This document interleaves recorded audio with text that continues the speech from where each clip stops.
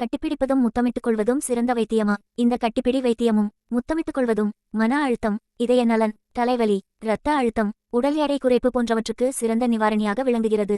தம்பதி இருவர் கட்டியணைத்துக் கொள்ளும் போது மன இறுக்கம் குறைகிறதாம். இதனால் மனநிலை மேலோங்குகிறது. மேலும் இதனால் உடலும் மனதும் லேசாக இருப்பது போன்று உணர முடிகிறது. அறிவியல் ரீதியாகவே கட்டிப்பிடிப்பது இதயத்திற்கு ஓர் நல்ல வைத்தியம் என்று கூறப்பட்டுள்ளது. உங்கள் விருப்பமானவரை அமைதியான சூழலில் கட்டியணைத்துக் கொள்வதால் இதயம் சார்ந்த பிரச்சனைகள் மற்றும் கோளாறுகள் குறையும். முத்தமிட்டுக் கொள்வதும் கட்டியணைத்துக் கொள்வதும் மன அழுத்தத்தில் இருந்து விடுபட உதவுகிறது. இதன் மூலம் இரத்தத்தில் எபனெஃப்ரின் வெளிப்படுவதால் இதய துடிப்பு சீராகி மன அழுத்தம் சரி ஆகிவிடும். முத்தமிட்டுக் கொள்ளும் போது இரத்த நாளங்கள் விரிவடைந்து இரத்த அழுத்தம் குறையும். இது அறிவியல் பூர்வமாகவே நிரூபிக்கப்பட்டுள்ளது. தலைவலியில் இருந்து விடுபட சிறந்த இயற்கை நிவாரணி கட்டியணைத்துக் கொள்வதுதான்.